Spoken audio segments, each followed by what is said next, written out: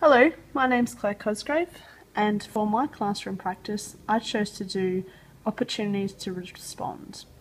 I'm a La Trobe University student doing my graduate diploma. My student number is 161111931.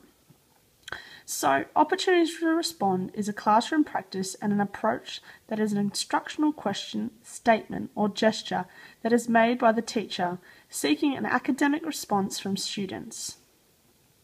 I selected this classroom practice based on the different behavioural and academic outcomes that can be successfully achieved when implementing this simple and effective classroom practice. Throughout my time at Santa Maria College Northcote, which was my second placement on my practicum, I was able to explore and evaluate key concepts of this pedagogical approach in different classroom environments with different ages and learning types. I really love this quote, and it's by Albert Einstein. Everyone is a genius, but if you judge a fish on its ability to climb a tree, it will live its whole life believing that it's stupid. What's interesting about this quote to me is that someone like Albert Einstein was quoted, and he is a renowned genius. Yet we are all different learners, and we all teach and educate differently. So on my practicum and on my observations for both sets of practicum and throughout my time through secondary education and primary education, I felt that teachers spent a lot of time giving instructions and setting the work task, but not actually allowing students to sort of respond to the work task and to the material that was being handed out. I myself know that I'm a bit of a kinesthetic learner, so I like to sort of be physical and active and interact with the content and the curriculum, so I sort of have a general idea of what's going on. Sometimes I use an analogy that it's sort of like Play-Doh in my hand, and I need to, to feel it and mush it around and sort of see it from a different perspective and play with it so I can put it into a shape that I understand. And I think the idea behind this quote is that everyone is different and they learn differently, and therefore by giving children the opportunity to respond in different ways is critical to teaching.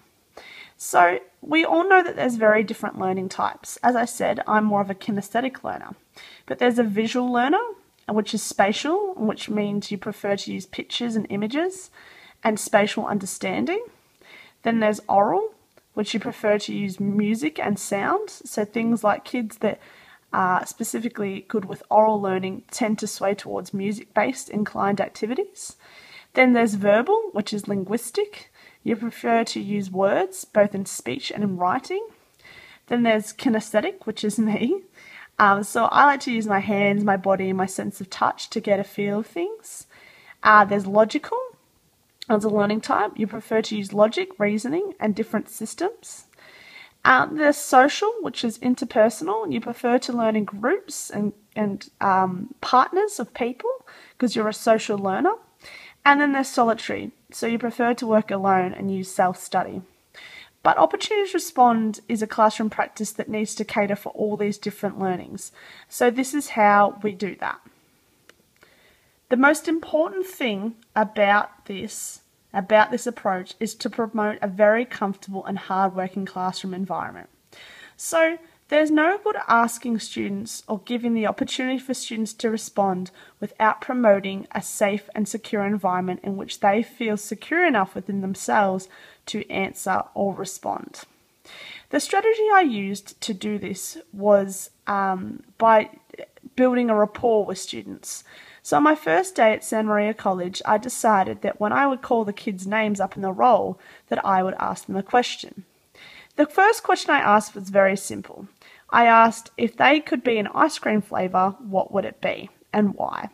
So the idea behind this was to promote this sense of genuine interest in their lives. I read an article that suggested that a secondary or primary student could go through a whole day without actually talking or responding to a teacher or a classmate, and that really upset me. So whilst the role took probably more than average enough amount of time than it would a normal teacher, I felt that by giving the kids an opportunity to respond to something just light and simple would promote an idea that when it came time to respond to answers and curriculum content-based knowledge, that they would do so. I continued this idea throughout my entire placement, and I received constructive feedback from my mentor saying this was a fantastic idea to engage with students. I also thought that doing this provided the students a sort of platform and a building block for them to explore the concept and idea behind opportunities to respond. So then when we did have classroom discussions, they felt comfortable enough within their peers and with myself as the educator to respond.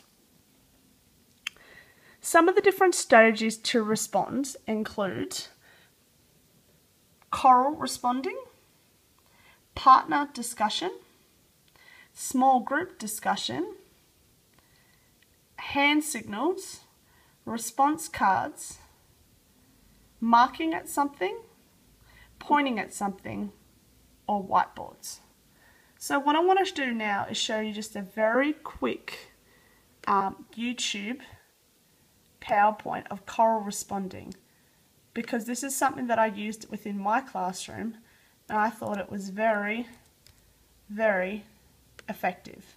Now, whilst a lot of people think that this is actually only just for primary students, I found it was very effective for my younger middle year students from 7 to 9 within the secondary school. So we're just waiting for this. Applied behavior analysis is for children with autism only. False. Applied behavior analysis is an evidence-based treatment for children with autism. True.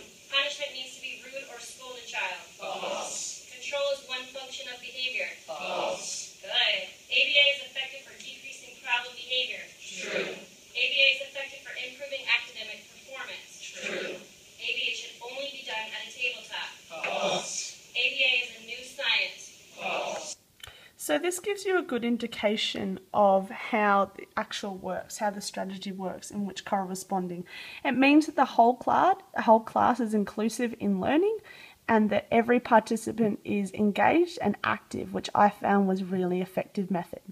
Some of the other methods that I thought were really effective and that I used in my classroom were an online quiz, which is at the bottom. I used SurveyMonkey. I used SurveyMonkey as a checking for understanding with my students just online so that they could get on their iPads and sort of just do the quiz. And I also used that for feedback of my own at the end of my placement. The second one in which the kids really enjoyed was Let Everyone Answer, which was I got them to get cards out and that they could write the answer on the cards, and they sort of held them up to the class. And the kids really enjoyed that because they felt active within their own learning, they had the opportunity to respond this way, and they also felt they weren't being judged because they could only hold it up and only I would see it. Another really effective way was using the interactive whiteboard with the students.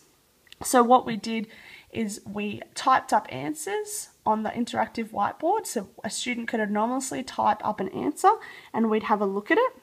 And then we also did a game of true and false, which the students really, really enjoyed because it sort of became more of a game in which the students didn't know that they were really learning, but they actually were, which is really interesting. So that concludes my opportunities to respond slideshow and presentation. I hope that you learnt something. I found that throughout my practicum that it was a really effective tool to use. It meant that behavioural went down as every member of my class had to be engaged and active and respond to the content. And I also found that in terms of academic progress, students were held more accountable to their learning and felt like they were more useful and effective within their classroom time. Thank you very much, Claire Cosgrave.